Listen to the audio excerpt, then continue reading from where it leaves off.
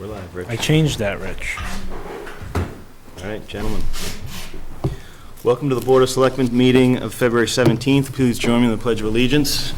Pledge of allegiance to the flag of the United States of America and to the republic for which it stands, one nation, under God, indivisible, with liberty and justice for all.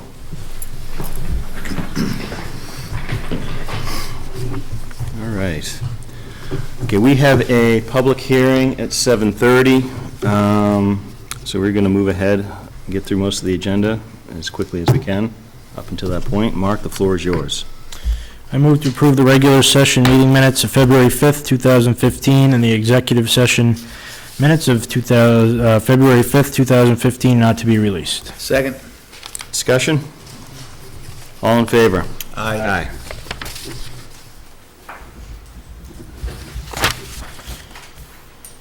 Okay, any citizen statements? That's a quick one, we'll keep moving. All right. Mark, we have an announcement regarding news and alerts. Yes, we just want to remind everyone that our new website has a subscribe feature, which allows you to receive news and alerts via email. So you just go to our website, www.mendonma.gov/subscribe, and you can get all of those important alerts and notifications that we send out. I found it very helpful, given the weather, updates on trash and recycling schedules, things like that. So very helpful. I suggest everybody go out and do it. There's a lot of good benefits, a lot of good features on that website. I was just going to say, I talked to Missy, so all the trash, if there's like alerts for trash, she's Yep. going to go walk through that. Okay. One of the benefits of the updated website, while recommending you check it out and use what's available to you. Okay, we're going to jump down to old business. The special, sign the March 18th special town meeting warrant. So this is, I'm not sure you have to review the whole thing again, but I believe we had one article removed last time and everything else remained the same. Diane, correct? Yes, Did someone reach out to her and talk to her? yes. You might want to send a reminder on that, because, it was sort of I don't think we heard a response, Yeah, but there's been notification. Yeah, okay.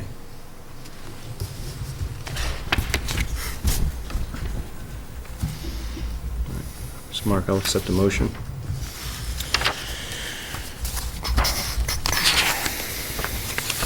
Okay.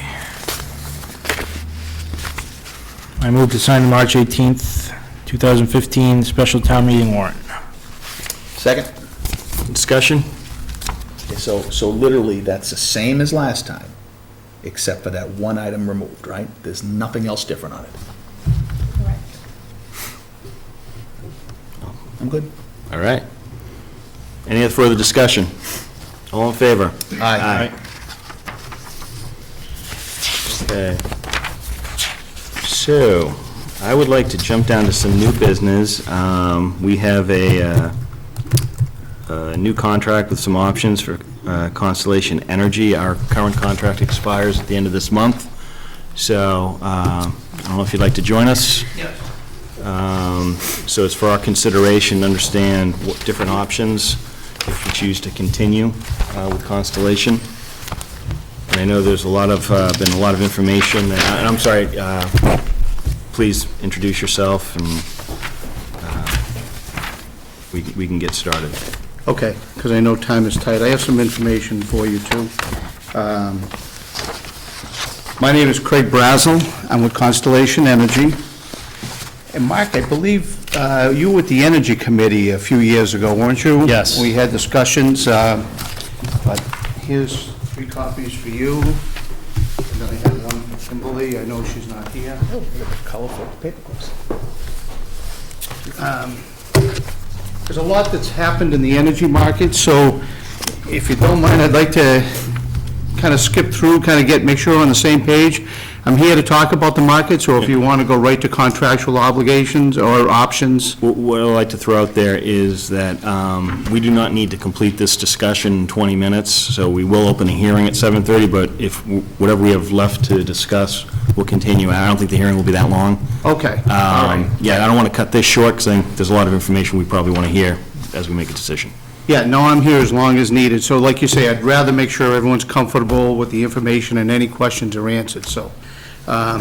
We can skip over the first part. I just want you to know Constellation, as you know, we've been, the server for the town for many years. We're also the provider for the Mune Energy Program, MMA's Mune Energy Program.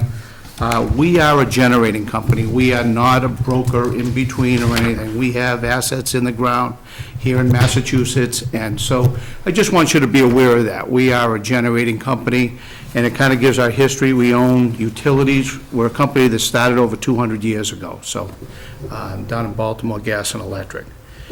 The second page is just a checklist for, if you're not familiar with the MMA's program, some of the benefits associated with their contracts and things of that nature, so you can read that on the side. I would like to take a look at this one here, this slide here. You actually stopped me. Again, I'm pushing because I know time is tight, but I don't want to go over information that you're familiar with. But this right here kind of tells you what are you buying, okay, and differentiates. So the red on the left-hand side is the supplier charges. The one on the red on the left is the supplier charges, which is the energy, and you can see that represents about 70 to 80% of your total energy cost. The area in blue is the National Grid transmission and distribution charges, okay? So then if you follow the arrows to the right, you say, what's included in my rate, okay? And you have everything from ancillary charges, line loss charges, transmission, RPS, renewable portfolio standard is what that stands for, capacity, and then the blue is generation. So all of the smaller pieces up there, those are all federal charges, ISO charges, things of that nature. Capacity is tied towards ISO, but it depends upon the types of rates that you have on. So all of those costs are pretty much fixed cost, okay? The part in the blue is the energy that really drives where this price goes, and it drives why you've seen prices from the 6 or 7 cent range from National Grid up to 15 cents, okay? It's that blue part that's been changing that. So can I pause you for a second? Yep. So first of all, when you said RPS, you said that was renewable portfolio what? Standards. Standards. Okay, and if I understand what you're saying right, because I don't understand at all Okay. those first 1, 2, 3, 4, 5 things. Yep. But if I understand what you said correctly, I don't have to understand them because those are fixed. Correct. Okay, so what you're saying is the area of play is at 70% in the blue on the bottom. Exactly. That's Got it. right. Yep. So all those other charges are set by government regulations. Like I say, ISO New England, FERC, the state is the RPS. Those are all set numbers. Okay, got it. What gets interesting, though, and a lot of these, the government, like capacity, is, you can see that represents, quite a bit, 12% or so. It's not a big of an issue because all of yours are G1 rates, but if you were a manufacturer that had big KW numbers that were set up, that can be a good-sized number. That does vary with the regulation. ISO just now went out for capacity. What they do is go out to bid for 4 years down the road to say, generation, who wants to bid and be a supplier 4 years down the road? Those numbers came in. So between this year, and I'm going to throw out these numbers, but it's $3 per megawatt hour. In 18, it's going to 7.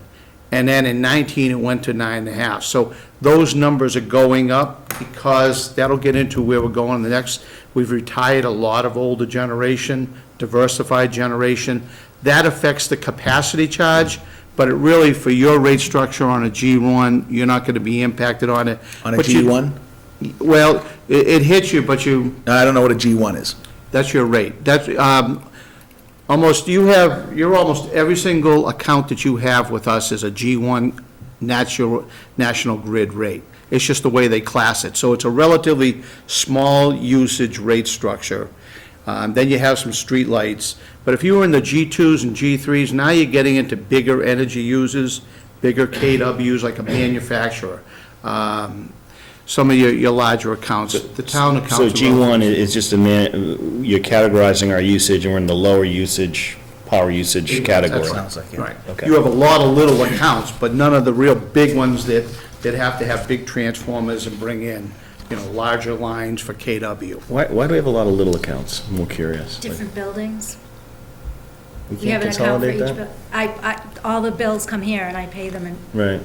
Just wondering, okay. Yeah. Well, Seems like a Every lot of single work for us. meter is an account. So Okay. for every building, the minute you have to put a meter in, that becomes an account. Okay. And so the fire department, the street. no, I understand. I'm just saying, even from your standpoint, I would think you'd want to collapse our, you All know. our meters into one bill. Because those are accounts on your side too, right? Yeah, but it's, again, the utility owns the meter. So for every meter is unique. Yep. That line, that service line that comes in and feeds that meter and then feeds into your building is unique. Some lines could be a half inch, some. I'm just thinking more from an accounting standpoint, so I'm good. Yeah. Well, we're still gonna get a national grid bill Right. for each building anyway, and we get This one blue bill. section down here, this doesn't, this is always National Grid. And you get one bill anyway. The blue section is Constellation. Right, the energy side. I'm just showing you if, that number on the right-hand side, okay?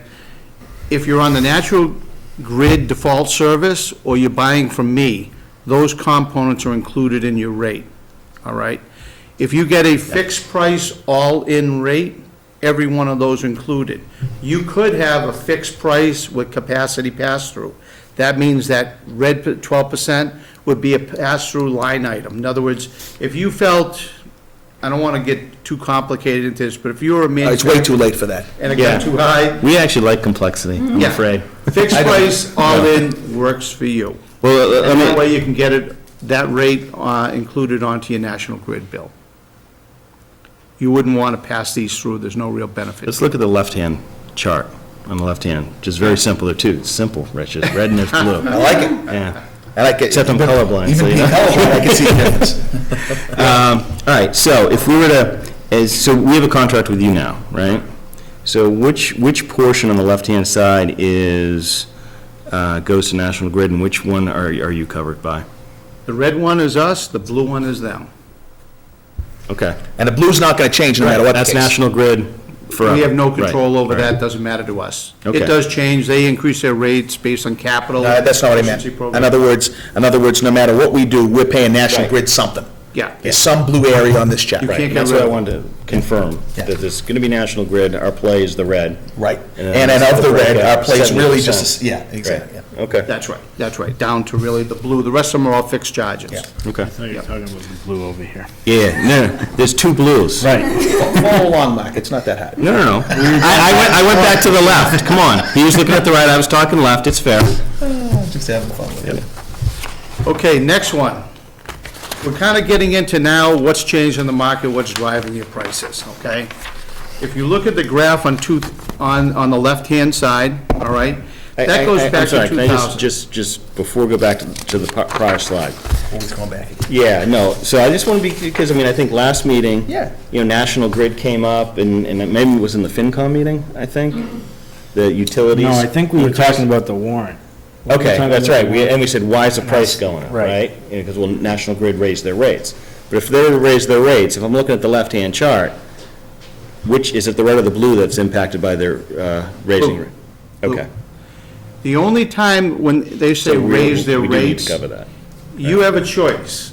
If you didn't sign up with Constellation today, or tomorrow, or whatever it is for a new contract, you would go on their default service. I've got those rates in here. Yep. That's what's around 15 cents right now, okay? It was 27 cents just for the month of January alone, for the red part, okay? On the left. So there is what they call customers that don't want to leave, they want to just buy from National Grid. Every 5 months or so, the rate changes based upon National Grid going out to bid. It's not a predictable cost. You just don't know when they're going to buy and what that rate's going to be. That's why people will buy from a third-party supplier, because they may want to lock in 12 months, 18 months, 24 months, 48 months. You have a chance to take advantage of market conditions to buy electricity looking out further. If you're just on the national grid for the red part, you just have to follow whenever they change the rate, that's what you'll be paying. Right, so, There's no savings, there's nothing miracle. The market prices, we'll get into that, are the market prices. So where people are seeing the big increases in National Grid is not the distribution charges, it's the supply. Now, there was a period of time where everyone complained about the national grid rates, the energy costs and some of those other rates. But what's been going on since last summer, I know everyone's talking about the red. The homeowners, the people that aren't out buying, they're saying, why did my bills go up 200% or whatever? That's the red. okay. That's the energy. So, and I want to be very clear here, because we assumed, last time we talked about this, is that National Grid was driving up the cost to cover which is why we needed more money on the warrant, right? And that's why I said, why, But we're with Constellation right now still, right.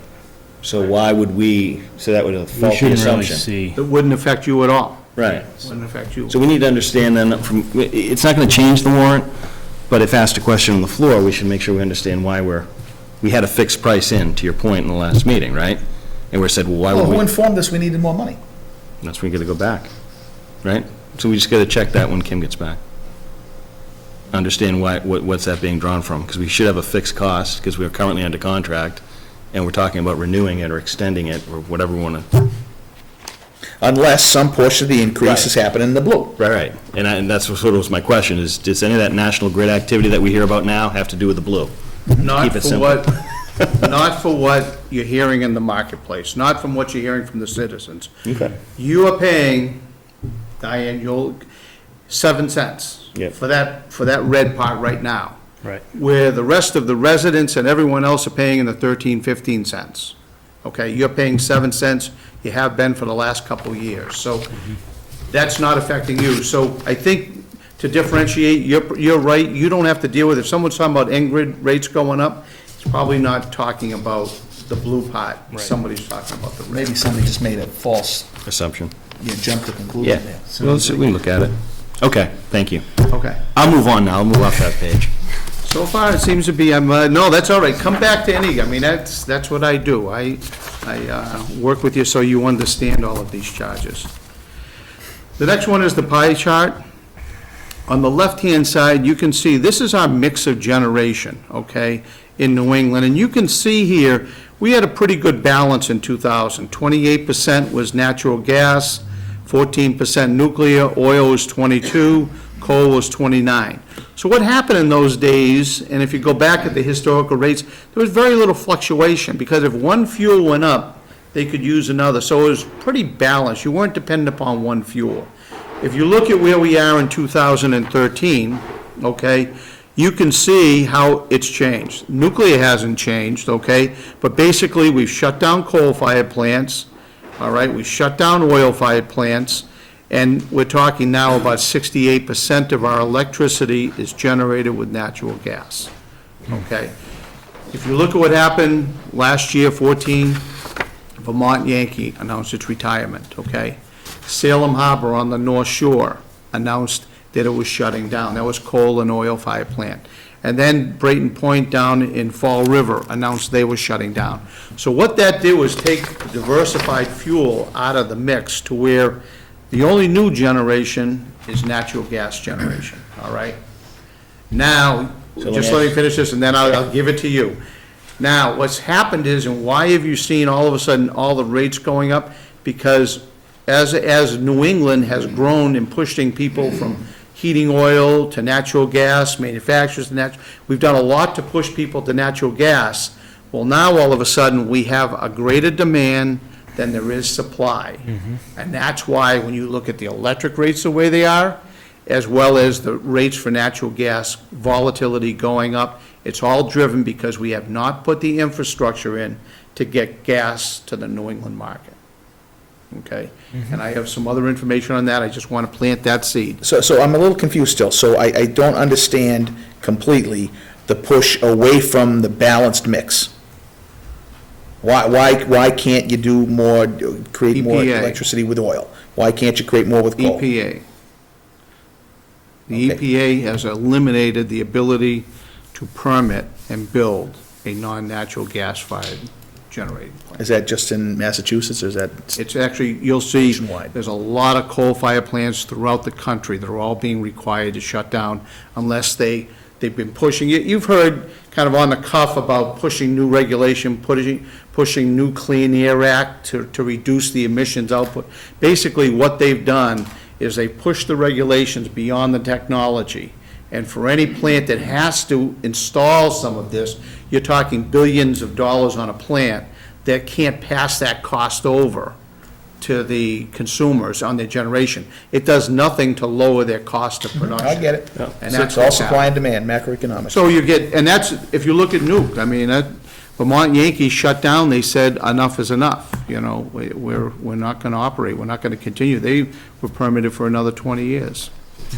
Yeah, But that's what's happened. It's really throughout the country. I just want to slow down on that a little bit because, you know, your nuclear went up percentage-wise, right? Just because of the overall percentage of generation. Yeah. Well, I mean, This doesn't include, and Vermont Yankee was still in the mix in 13.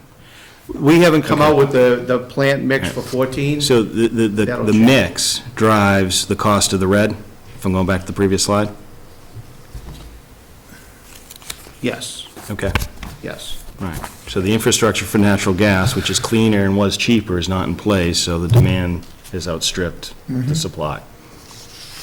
Let me plant another seed. It used to be the highest price for electricity was in the summer, the air conditioning season.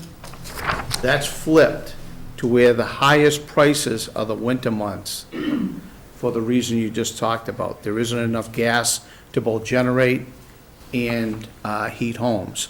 The generation gets their non-guaranteed service. They buy on the open market. So what happens is if it's not available, they do have backup fueled oil. When that oil is $100 a barrel, that changed the price of electrical generation for those winter months. So the winter months are higher than the summer months. And I've got some information to show you that. Okay, and that's why, ready to go to that then? Sure.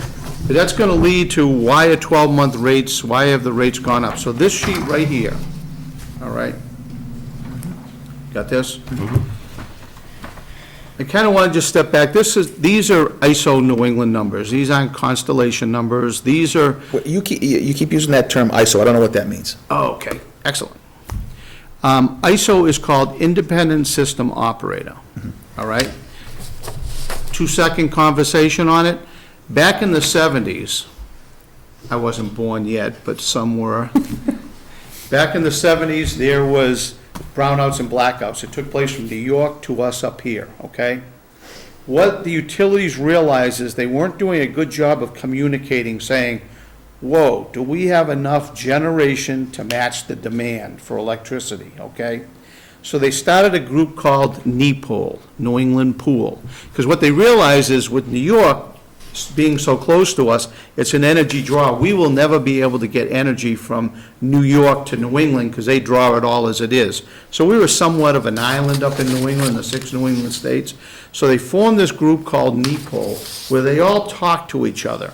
And when they were going to schedule plants to go down for outages, they made sure they looked at the whole system to say, do we have enough capacity to meet that demand? Do we have reserve in case we lose one of the bigger units to be able to come up and match it?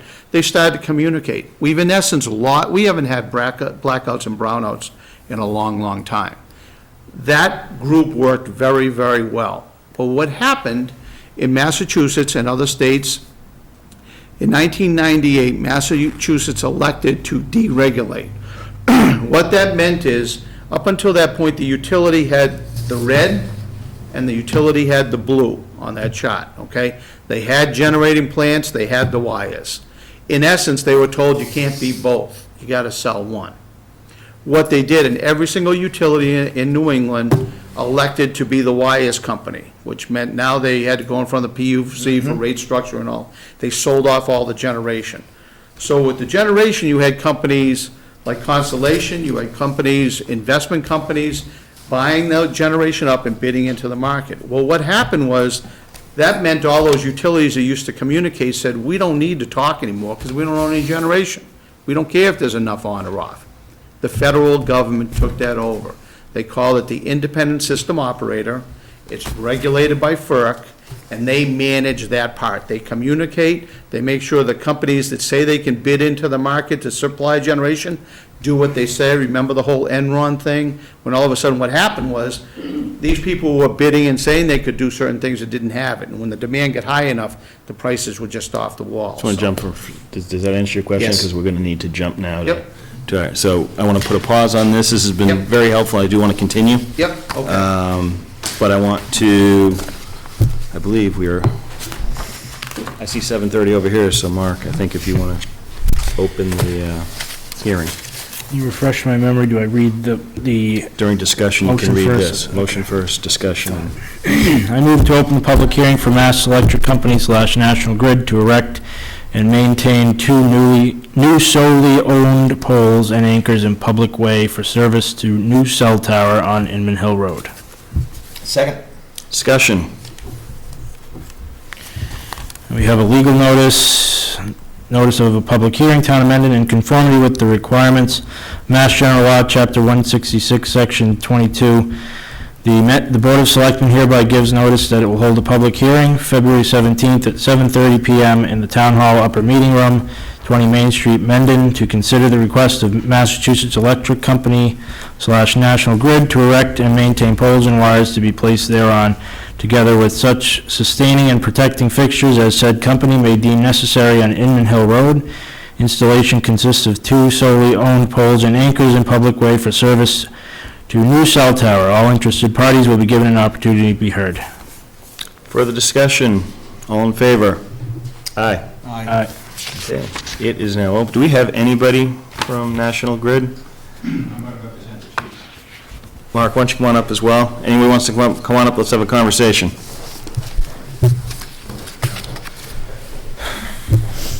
Hi. Hi, my name is Crystal Tugnazzi. I'm from National Grid, Hopedale location. Would you like me to explain what we're doing? Yes. Okay. Please. So National Grid's proposing the installation of new solely owned proposed pole 12 and pole 13 on public way. Pole 12 will be set approximately 150 feet from existing pole 11, and pole 13 approximately 90 feet from existing pole 12. These poles will be used to serve the new cell tower on Inman Hill Road, I believe it's called. And on pole 12 and pole 13, both require anchors for support. The poles are solely owned because Telco does not need service or is requesting 50%, not requesting 50% ownership of the poles. And Okay. that's all I have. Mark, anything to So add? that the residents understand these poles are there to provide power to the new communications tower that's being built at Inman Hill Road. The reason for the poles is after talking with Alan, there's too much ledge in the area to go underground with the utilities, so we have to go to the poles with them. Okay. All right. Gentlemen, any questions? Nope. Nope. All right.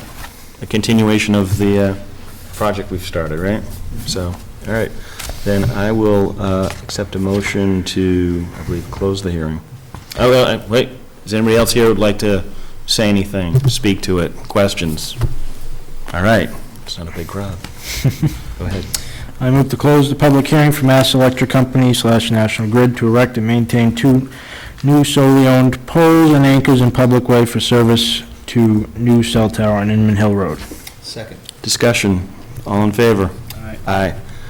And we have another motion, correct? I move to allow Mass Electric Company / National Grid to erect and maintain two new solely owned poles and anchors in public way for service to new cell tower on Inman Hill Road. Second. Discussion. All in favor? Aye. Thank you. Thank you very much. Thanks, Mark. Yep. Excuse me, Yep. can I get the spelling of your name, and also, did you bring a check? I wasn't told to bring a check. I will talk to Angela, because How much is it? $80.13. This is supposed to be paid at the time.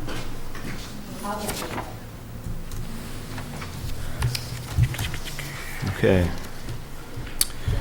Gentlemen, do we want to talk about Quissett Road and allow Ann to get in and out, and then we'll continue our Constellation discussion? Sure. That's fine. Thank you for letting me know. So Craig, we're going to handle one other item before we... Really, yeah. Yeah. So the next item, as soon as we're done here, we'll be talking about, consider signing the conservation restriction on Quissett Road. Ann, I'm guessing that's why you're here?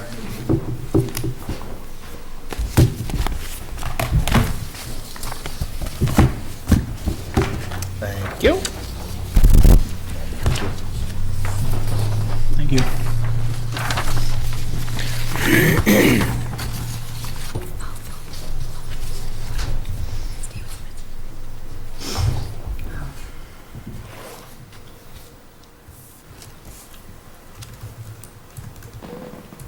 It's really small font. It's really small font. It's kind of, I need a description. I'm getting old. Maybe Ann can hold it for you. Magnifying glass.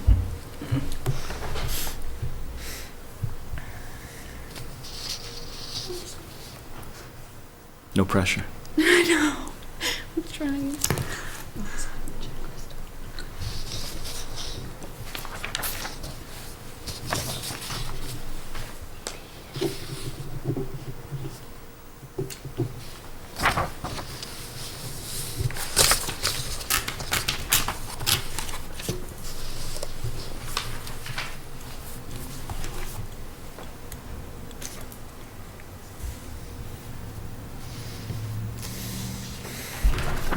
Thank you. And the floor is yours.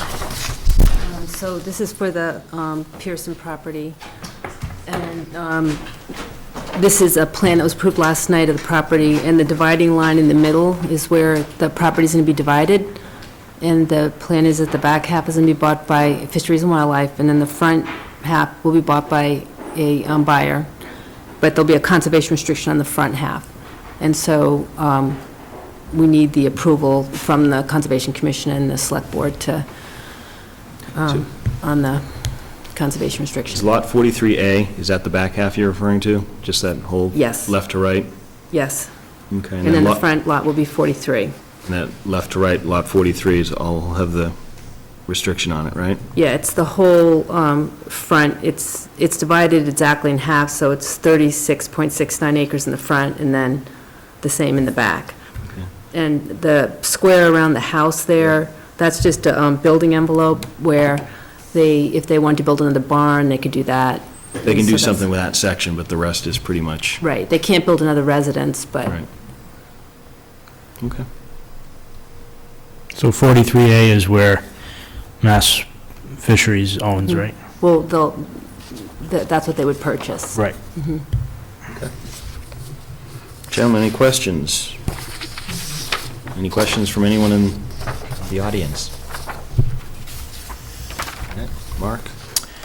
I move to approve the 35.69 acres Pearson Farm, 43 Quissett Road Conservation Restriction to the Mendon Conservation Commission pursuant to Mass General Law, Chapter 40, Section 8C, Mass General Law, Chapter 184, Section 32, and in compliance with Section 12A of Mass General Law, Chapter 44B, the Community Preservation Act, so-called. Second? Discussion? All in favor? Aye. Aye. So we'll need 2 signatures, but they have to be notarized, so I'm not sure how you want to do that. I mean, 3 signatures would be great, but I can make 3 copies and then put it in your mailbox, and then you could leave it with Margaret or something, and then if you could stop by and sign it sometime. When do you need it signed by? Within like the week, that would be good. Sure. You can just email us when you get it down there, so we know we can. Well, it'll be there tomorrow, I guess, right? Okay. Are you working tomorrow? Okay. Yeah, so I can Okay. just write the date on this and then, That's fine. All right. all right, that was easy. Thank you. Thanks. All right. Craig, if you want to join us again, I think we want to jump right back into this.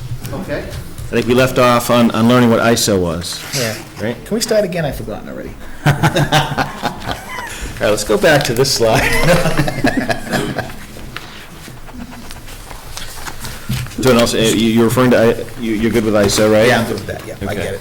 Yeah, it's basically the entity that manages the grid to ensure that all the suppliers, all of the people have the credentials and can do what they say they do, have the financial backing to say what they, to manage, again, the grid as an independent system operator, so they're not tied to any one party. Okay? Okay, good. All right. So, with that said, the next piece of information is this one here that shows all of the numbers and the historical usage. Now, what I want you to, when you're looking at these numbers, okay, two things. One, they look bigger than a kilowatt, okay? ISO, just like we, deal in megawatt hours. So if you just move, and I'm going to take an example, January 2014, all right? It says $162.51, right? What that equates to, if you move the decimal place 3 points over, instead of a megawatt, it becomes a kilowatt, which means that rate was 16.251 cents. Okay? Yep. And that's how it works. Now, the other thing I want you to know is when I give you that 16.2 cents, we're always going to come back to this. That number represents the blue on the right-hand side. It does not include all of the other charges, okay? This is if you're buying energy on the open market, you take care of these charges as separate entities, but you're buying the blue part. When we talk about your rate and what's affecting it, this is what's affecting that blue part. All right? So if I'm looking at 16.2 cents on January 14, what's the all-in I would see on my bill? Add 2 cents. And it could be 1.7, could be 1.9, could be 2.3. 7%. I Yeah. can do the math. Got it. It's about, I always say, yeah, figure 2 to 3 cents, however you want to round it off, so you'd add that on top of these numbers, all right? Before we get into 14, just go back in history and look. If you look at 2005 on the top left, you can see, again, when we get into that balance mix, and then you can see really the summertime was the higher rate periods. Again, electrical demand, it wasn't tied to any one fuel. It was summertime is when the rates were the highest. But it's relatively balanced until we start getting up into 2013. Okay, and you can see. I'll be honest, I look at these rates, I'm not sure I see the trend that you're talking about. I see it popping up in the summer, I see it popping up in Q4, you know what I mean? It seems to bop around a little bit. No, the winter rates. Look at the winter rates. You're not seeing anything that's 16 cents. So what I'm trying to say is it's flipped to where the winter rates are now the highest rates. Well, I'm just saying in relation to the summer rates.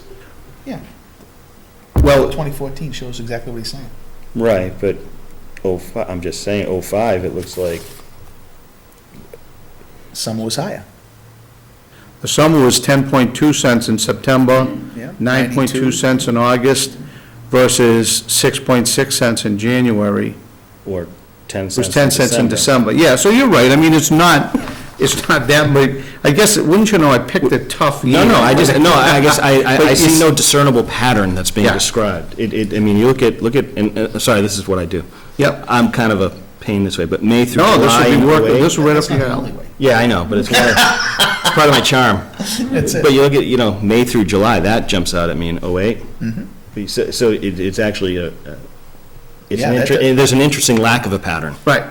One If might you say want to that's- look at an interesting year, Yeah, look at 2012. If you remember, 2012 had one of the warmest winters we've ever had. Yeah. It barely got freezing. If you look at those rates throughout that year, they're in the 3 and 4 cents. Yeah. Right? And if you remember, and again, signing of contracts, we're seeing rates in the 6 cent, 7 cent range. Yep. So you add that non-energy rates to these, and you can see it was a great time to buy. And and since then, we've gotten a little bit more volatility in 13, and then going into 14. Okay. No, this is actually interesting. Okay. This is good. Thank you. Do we know how much across all these accounts our contract is worth to you?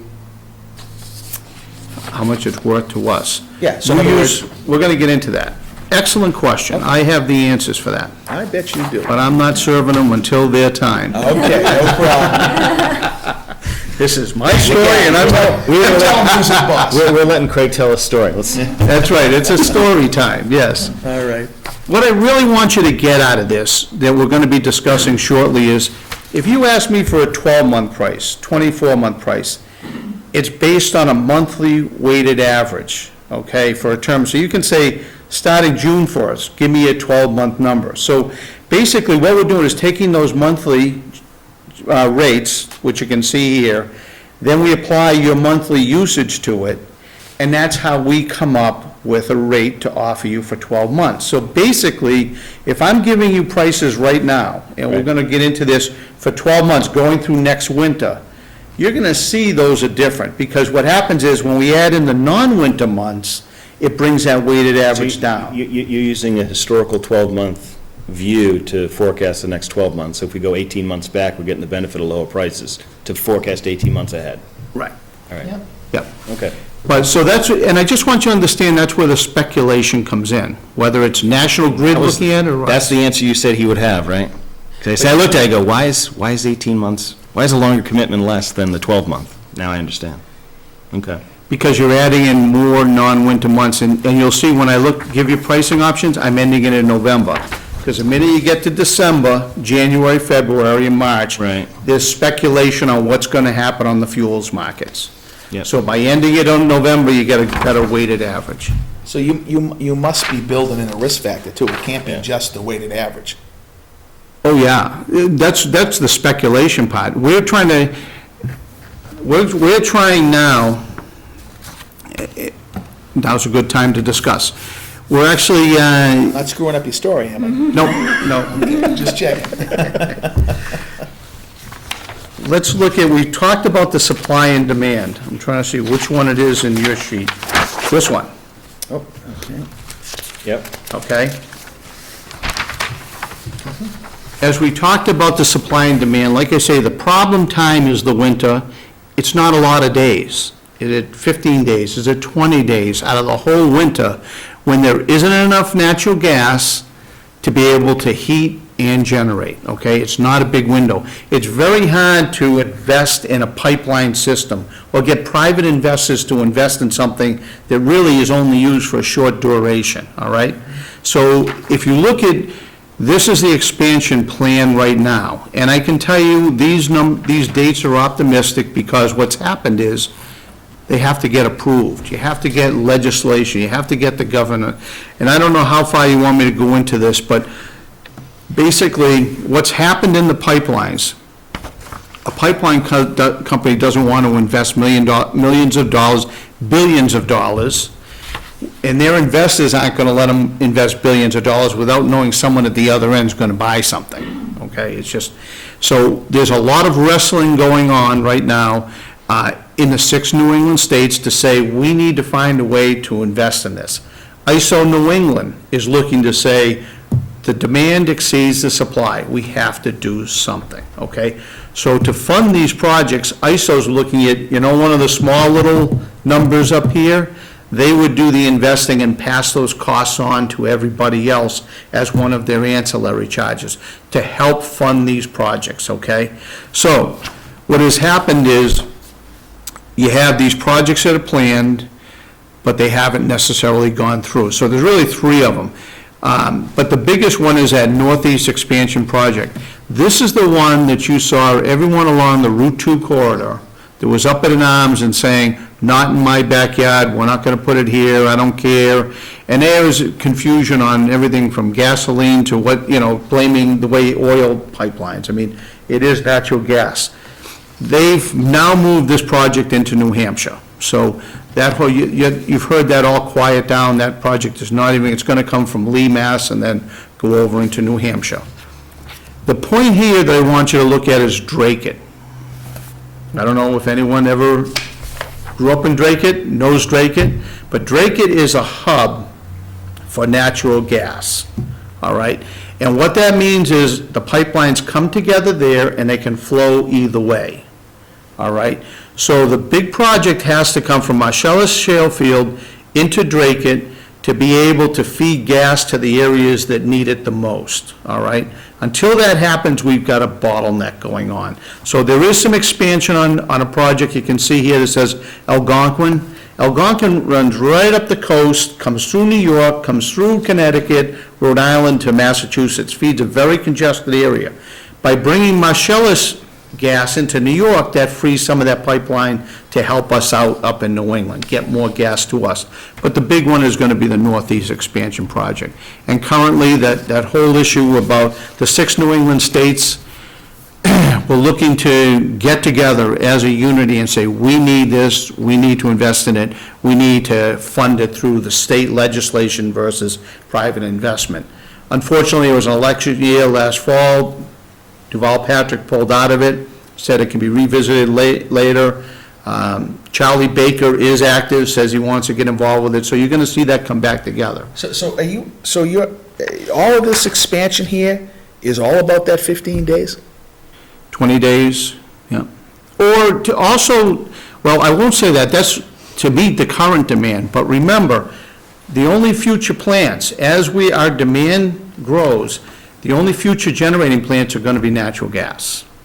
So you have a growth in natural gas with the retirement of the old plants. You have more and more people converting over to gas from heating. So the demand is growing, but it's not to the extent that we, in the foreseeable future that. So why do the 6 New England states think they've got to do something to drive the project? Because it's a funding. You can't get the funding for that pipeline capacity. By natural market forces? Correct. Yeah, okay. So the reason for that's very, very simple, is that they don't want to increase capacity, because if they increase the capacity, all they really do is erode their margin, because now the price comes down. If you look at it, and on the generating market, okay, and I don't want to. That's what happens, I'm telling you right now. We do the same analysis at work, I guarantee. Okay.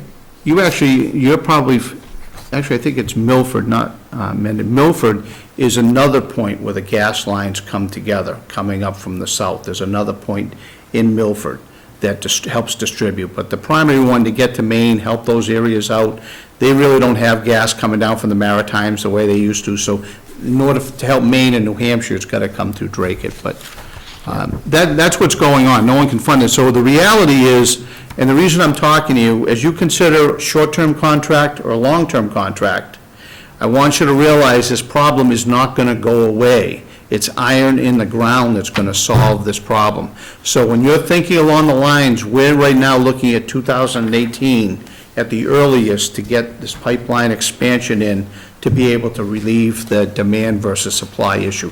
That's really the only reason I'm going through this. It's for your consideration, okay? A short-term Okay, so, loan. yeah. Okay? Yep. So the next one I just want to briefly look at is this one. This is the National Grid rates. This came right off their website. These are the rates that, if you were on the default service, and you hear the people complaining about the rates, these are the current rates, okay? And I think it's important to look back over time, similar to what we did here, okay? You're going to see the reflection in this, because the markets, when they're bidding in, if we're bidding into the wholesale market for National Grid, okay, which just took place in November, okay, basically, they come out and say, we want wholesalers like Constellation to bid into this market for the term of such and such. So right now, the next term, that term was from November to the end of April, okay? Suppliers bid into that. All right? Now, based upon where we see the fuel markets, all of those things play into where the rate comes out at. And you can see here on these monthly rates, okay, you can see from November is at 9 cents. Remember I said to you, November isn't really a big heating month, but the minute you get into December, the monthly rate was 15.9, January's 20.9, February's 20.9, March is 12.9, and then April's 9.34, okay? And then for the record, these rates are all the red that you're seeing here. They have all the ancillaries in here. So you can see the trending is comparable to the other areas, all right? So now we get into, where do we go from here? Any questions on the market?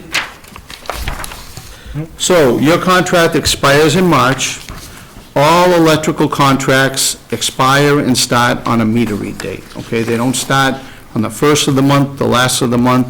So if you sign a contract today, when that meter read, your contract ends on a meter read date and starts on a new meter read date, which would be in March. Okay. Your accounts vary, okay? Not every meter read for the town of Mendon is the same. It could be a few days off here and there, okay? So basically, what I'm showing you is pricing here for the first option.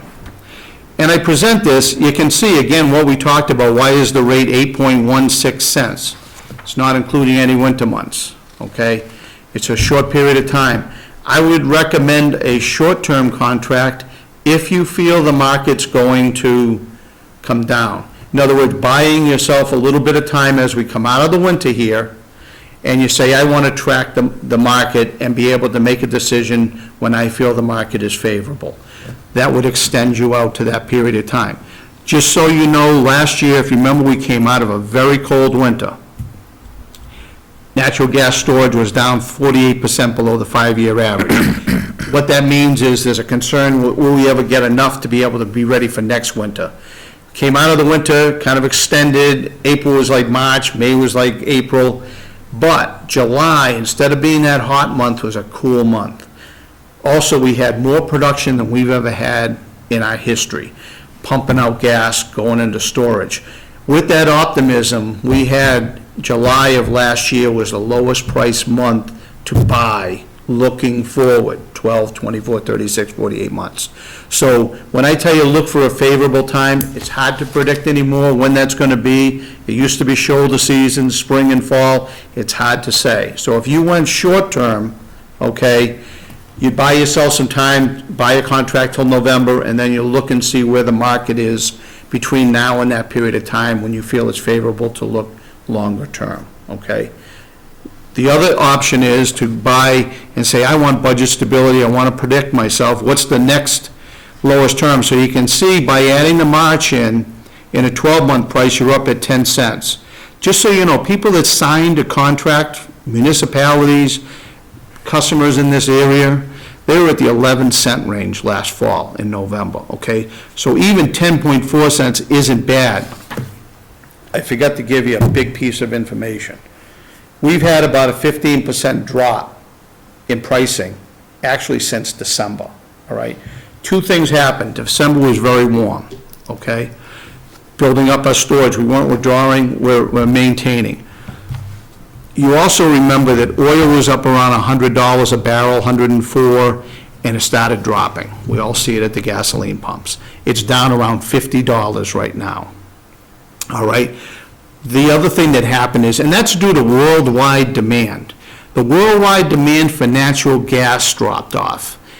I have a slide for it, but it's basically the MMBTU value was around $13 to $15 worldwide, South America, China, Asia. We were in the $3 to $4 range, but as you can see for these rates, but then the wintertime was higher. All of a sudden, the demand for fuels dropped off. We started getting LNG starting in December. I don't know if you've seen that in the paper where LNG was coming into Everett Terminal in Boston. What's LNG? Liquefied natural gas comes in on a tanker versus a pipeline is compressed gas. It comes in liquefied and then it slowly expands and then is used. So what that meant is that was the first delivery this December since March of 2010. So as we live through these winters, That meant we put that represents about 20 to 30% of the volume used in New England, okay? Because it goes into that very congested area of Boston. So when we didn't have LNG, because our rates were less than other areas of the world where it could be sold at market pricing, that put more pressure on the existing pipeline. Algonquin, the Tennessee pipeline, all of them. They had to make up that volume difference. That hurt us more on the supply versus demand track. Now we got LNG in because the market's favorable, where for those winter months, we can match the market price for the world they're delivering to us. We just took another delivery in on Thursday. So what that means is they've been making up that 20 to 30% shortfall we saw last year, so that's helped with the volatility. So you're seeing prices right now in here, taking out the winter months, that's at 10, 15, maybe even a little more, less than what customers are signing last November. Okay? So with that said, the second period that I felt would be reasonable was a 9.6 cents, okay? We were looking at November 16. After that, again, you're gonna get a little bit of speculation that can affect the rates. You know what I did? Those rates actually, I just noticed that it's the same rate for, I was just gonna say, let's take that 44-month term. That's what I was thinking. yeah, Too late, it's on there. that's right, yeah, exactly. We're changing it. Yep. I can tell you that the November 18 rate was over 10 cents. It creeped up a little, 9.6, 9.8 on that year after. So it does creep up, again, but mainly because of speculation. But can you provide us a new page? Yes, I'd like to see that, Yeah. yeah. Yep. I mean, and it's just to, And that's the bottom line of the analysis, right there. right, yeah, no, I mean, I think it was great information, but I do think that a couple things, when we think about signing a new contract, I do think one like this should be bounced off FinCom, prior to signing, make sure they understand what, why, how, get some support from them. Yeah, yeah. So we might need to do that next Wednesday. Get it on. But in order to do that, though, we really need, back to the question I asked before, given our current usage patterns. Yep, which is right here, 327,000. See up here where I go to annual load? So your annual load is 327,214 Okay, got it, yeah. kWh per year. You have a very favorable pattern because of the off-peak, okay? It's 47%. You'll hear people say, if we aggregate all these businesses in town, if we aggregate, 2 towns, we're gonna get a better rate. It is not the volume that dictates your rate. It's how you use it on the peak and off-peak, because the off-peak hours can be a penny to 2 pennies less, okay, per kWh than your on-peak numbers. So the more you have of off-peak, like your 47%, that's a very good profile. It's because of all the security lights, and it's also any winter weekend usage. Those are all considered off-peak ISO hours. They're all based on ISO hours. So basically, your profile is the 327,000. Now, what I did here is I gave you 2 numbers. At the current rate where I said annual budget, you multiply that times the 327,000, and your annual budget is going to be 26,000 for an 8-month contract, 34 for Got it. See what I mean? Yep, got it. So when you give us the updated one, that number along that column will change and vary down below like it's supposed to do under the Yep. Constellation price. Yep. Okay, and I think that's the main bottom line we need for them. And then it compares you to your 2 budgets, okay? The utility rate, and I made a note up here that expires in April, so I don't know, nobody knows where that number's going. So I just wanted that, and then compared to your current rate, which is 7 cents, it shows you're gonna be, a budget increase by, for that period of time, Okay. okay? No, Does that make sense? This is the discussion document. Absolutely. Yeah. Yeah, because otherwise I think we overcomplicate it. There's no, look, other than that, there's no way we have a real good basis to say No, and where we want to place a bet. I might throw this one in too, just 'cause I think this gives you a sense of the seasonality. Yeah, know. well, that helps to understand, This. yes, exactly, yeah. So one question I do have, and I think you've done a great job of explaining how we got to this, and I'm just, bummed out that the 44-month option's not a real option. I like that one. That was good. So we are also involved in solar. So we are going to be a purchaser of solar power. How does that play into some of this information you've given us? Two types of solar. Yep. Net metering, which means it goes into the national grid system, Yep. and then you work on the credit process in your account. The other one's called behind the meter, okay? Which means if we put it on this roof and it fed it right into your line, okay, so Usage goes down. on times you're not dealing with it, it's spinning the meter backwards, otherwise you take it in as well as buy some, Right. okay? That's called behind the meter. I think we're talking net metering. Is that right? Okay, so, two things. Do you have a copy of the contract? I believe you do. Okay. Let's go to answer your question, okay? So signing a contract with us has absolutely no impact at all on that ability, okay? If you were installing direct meter to where it was impacting the volume, in other words, we went out and bought for a certain amount, but you're no longer using it, okay? Basically, what that means is, it could do that with a generator. You could put a diesel engine out here and generate, it's the same thing, it doesn't have to be solar. But, on the pages here, I just want you to be aware, all right? If you were doing the, let me give you the page numbers. Okay, and you can read this at your leisure, but on page 6 of 10, Touching there. Oh, you're on the. which one is I thought someone was writing, it sounded like some, I look around, not a soul's moving, but they're looking at me. Okay, page 6, okay, under number 16. I just want you to be aware of this. It basically, in there, describes it. If you had a project that was already installed, you'd have to tell us about it. In other words, if we went back and got 12-month usage data or 24, and you installed it now, you just have to let us know. The second part is the next page, okay, which describes going forward. If you would all want to install it in the future, all you'd have to do is give us a 120-day notice, and you'd have no impact at all. In other words, we encourage people to go renewable. We do that as a company. We're one of the biggest solar generators in the country. So we encourage people to do it, and you would have no penalty. All you'd have to do is give us a 120-day notice. But again, that is for behind the meter. Net metering credits, I will caution you, the one thing you have to do, when you get, you have to be on a fixed price all-in rate, okay? Because why of that? Your town is already on fixed price all-in. You get one bill from National Grid. It says on the top there, Constellation shows our rate, okay? If we wanted to pass through any of those ancillary charges, you'd have to go to dual billing. Right. What that means is if you go to dual billing, that's 70% of your cost, you wouldn't get the credit on the net metering. So you have to go fixed price all in, because the utility doesn't give us line items to put added costs on the bill, so it has to be one number. So just keep that in mind as you're looking forward. Okay, so I just want to summarize what I think I've heard from Mike's question. It sounds to me like what you say, if we put in something behind the meter, which we're not. Right. Right, but if we were. Yep. That impacts usage volume.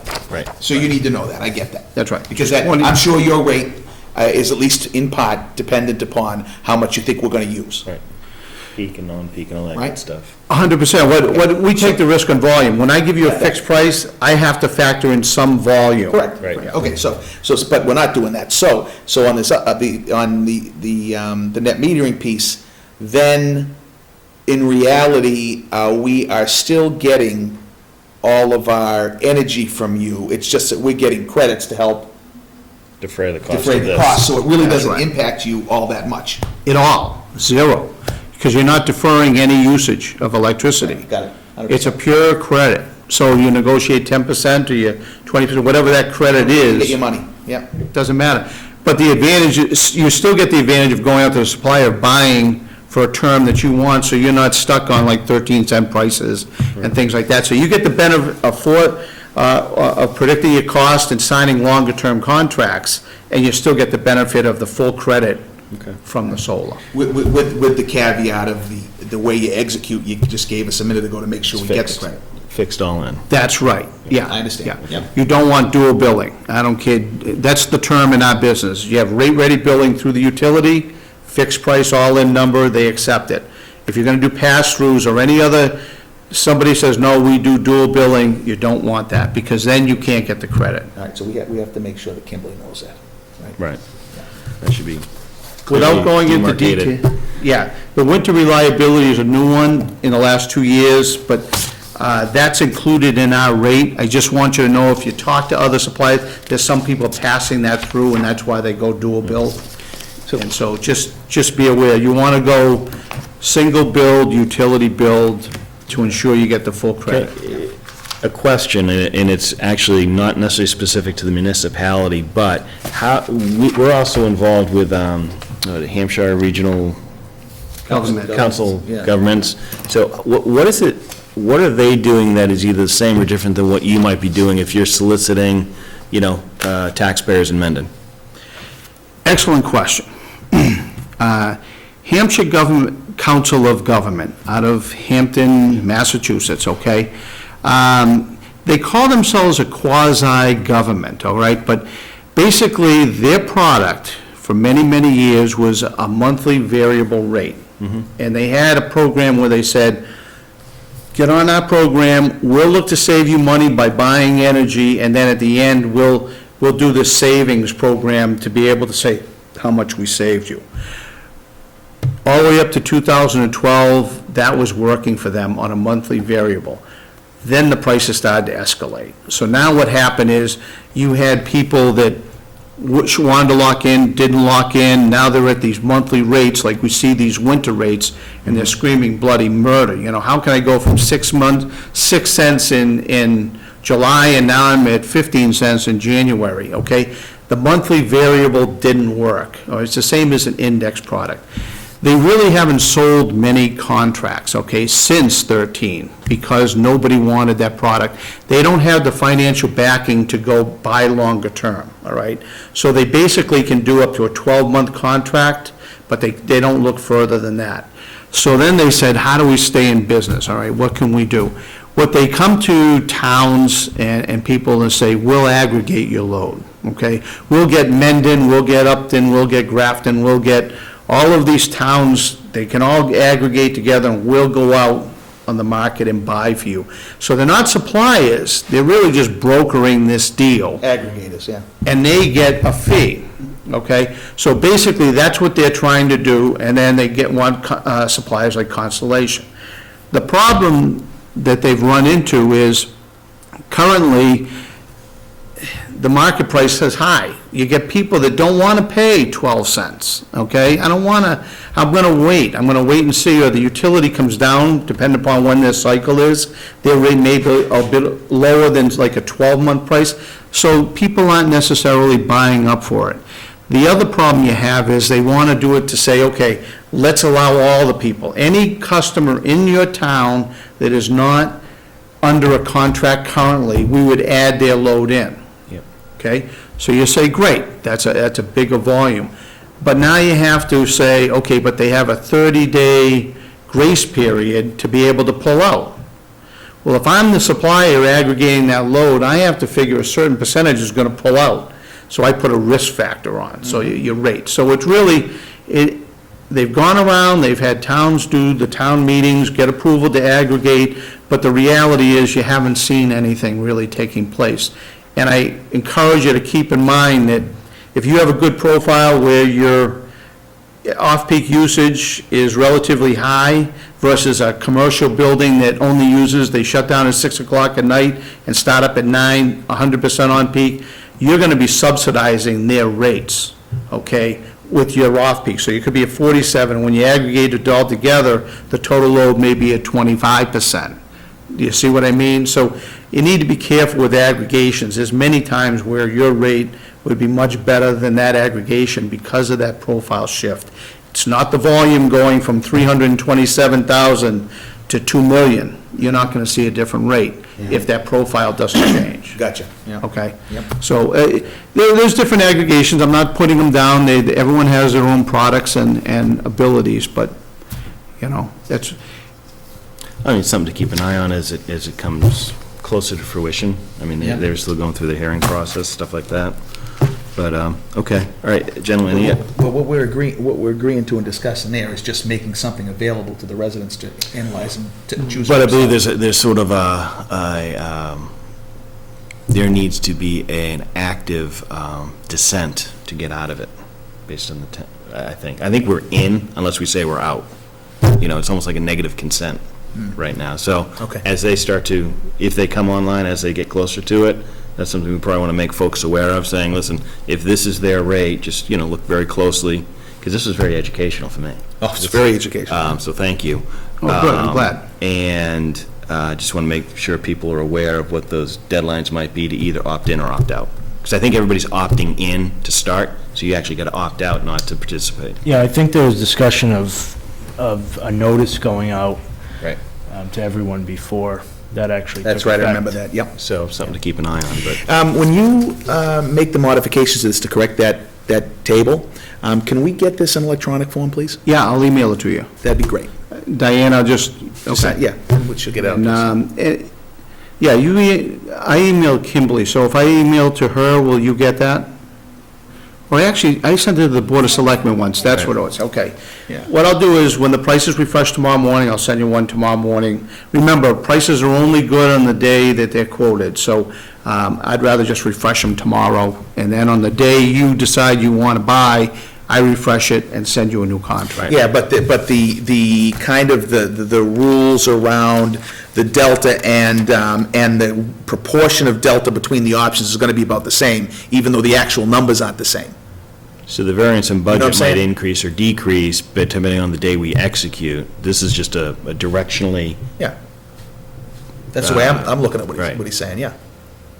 Right? So in other words, even though you don't have the rate pinned down exactly, because you're gonna give us a refresh rate once we make a decision on that day, right? Right. We should still be able to use the comparative figures in what you give us in this table to make a decision Yeah. on which plan Yeah. works the best. Oh, yeah, you're not gonna see that, yes, you're not gonna see that change. When I say change, it's gonna be, you can get a market shift of .002. That's where I'm talking market Yeah, shift, I'm not talking that's fine. pennies or, yeah. I get And then, and that reflection year to year, going out, yes, that'll be the same. 100%, yeah, good. so, do we think it makes sense to post for next Wednesday for the FinCom meeting, review this with them and make a decision, and, because we need to do it before the end of the month, I Yeah. believe, correct? Yep. Yeah, I would love their advice That's on this. fine. Yeah, I can be there. okay, you good? Yeah. And if you needed me to be there, you just have to ask. I live in Grafton, so I'm not traveling from Boston or, some other area, so. The only reason I would not necessarily be in favor of that is I don't think we need anywhere near this level of conversation to have Right. that discussion. No, I think And I that's- don't want it to derail into that. No, I think this page, plus Yeah. maybe the reference on the broader Correct. historical grid. I think that's enough. And, hey, I'm not sure I want to leave out my favorite chart either, Well, we reviewed it long enough that I think we can explain it very well. I know, it's a great chart, because we can keep bringing them back to, the 70%. Hey, do you think when you send this back to us, maybe you could choose two unique colors for over this side, so not to say left and right red and. Eliminate all possible confusion, yeah. All right. Cool, well, it sounds like it was helpful. to No, it understand the market, was, and I so- just think we just got to, formally close and vote, which we'll do probably with the FinCom next week. Maybe we can send Chris a note, asking for an agenda topic on that agenda, Yeah, because I think they would be interested, because I think this will be helpful even for the town meeting, 100%. to understand what the variances we're looking at and why, and Yep, so, all good stuff, Craig. good. Actually, no, I Any appreciate it. questions, you have my contact information, or if you want a card, I have a card. But, yeah, feel free, any questions that come up, I'll be glad to provide the answers to them, so. Last but not least is that letter of opinion. I think that was even on your motion, but you understand what that is, right? I don't. Is that the item where town council has to basically say, yeah, the people that are making the decision are That's right. are the people that can make the Right. decision on behalf of the town, so we can give it to Constellation. Okay. All right. And I think Bob has looked at that, at all of this, right? And, I don't think he's had time to look at the actual contract, because it wasn't sent out until last Friday. we should see if he can get that back to us before next Wednesday. That way, if there's any, questions, issues, concerns, we'll have that before we take a vote. Yeah, then we can get it done. That letter is never, there isn't a legal counsel that works with municipalities that isn't aware of it. It's not that- yeah. Every single municipality has to sign it. It's the fine print on any contract we wanted to look closely at. Yeah. That's just, I just wanted to make sure, because we need that in hand as well as the contracts. okay, so you need both those things in hand by when? Because what I don't want to do is have a technicality blow the March deadline. I can actually remember, if you remember, I think the last contract, that happened where we didn't have the letter of opinion signed, so we couldn't execute the But contract. the So- individual that was coordinating the contract and the analysis was at, Who was that? I don't know. But it does, Previous life.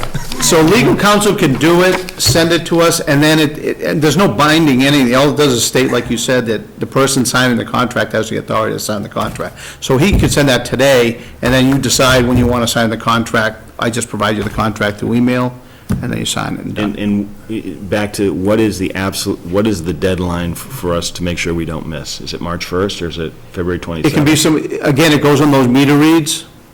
So what could happen is we Yeah, could so miss one bill. which month's meter read are we Right. talking about? That's what he's asking. March. Okay, March. March. Okay, so we should So be, we'll just do it next week. Yeah. We'll nail We it. should be able to get it done. Now, what would just out of curiosity, what would happen if we did get it done? Would it be like we're on like variable rate hell and all of a sudden, No, see these rates right here? The ones I gave you for the utility? 20%? That's what you roll to. oh, okay, gotcha. So that, So Constellation wouldn't be making the money, it'd be National Grid at their rates. exactly. Got it, okay. Yeah, that's where you go. If you don't, if it doesn't get enrolled in time, they usually like 10 days before. Then you automatically go, and we would have to wait at least one billing cycle, because by the time you get it in and they accept Yeah, it. yeah. So So you'd be at that Constellation- 15-cent rate. Constellation has a vested interest in us not missing a deadline, it sounds like, right? No, we don't get any money. At that point, we get zero. So you don't want us to miss the deadline? Yes, that's right. That's exactly it. Yeah. We're a team here. In my time in public service, I've only run into one other subject matter expert that was even close to you. I thought you did a very, very good job. Thank you very much for all thank that you. information. I'm Appreciate you glad. coming in Appreciate it. and Yep. staying late, so. Okay, well, thank you very much. Thank you, Craig. All right. Good to see you. Yep. Any other topics not reasonably anticipated, 48 hours? I don't see it, I don't see any handwriting on my agenda, which means I will take a motion to adjourn, unless moved. Diane is searching. Did you want council to attend? The special town meeting? That's just all money articles, right? I'd rather not. Yeah. Yeah, I don't see a reason. It's more than money articles. There are a couple, What's the last one? yeah, there's a There's a land couple, use but- one The on land there. one? Oh, great, thank you. Yep. That's fine, though. Yeah, I don't Thank you very much. There's the transfer of the Good to see you. parcel from the library trustees to the, Yeah, but the question is there likely to Right. come up anything that would severely risk the appropriate decision on any of these items? And I don't think there is. I don't, even that one, the land one, I don't think. Nope, I don't think so either. I mean, it would be a question on uses, so we want to make sure we understand that, what open space entails and doesn't entail, things that we can answer definitively, but I'm not sure Bob needs to be there. and nothing about the easement for Algonquin Gas. No, because hopefully we'll have all our answers before then. That's right, yep. All right, very good. All right. Thank you. Then I will accept a motion, I think I accepted a motion, you made a motion. Yeah. So moved, Second? all in favor? Aye. Aye. Aye.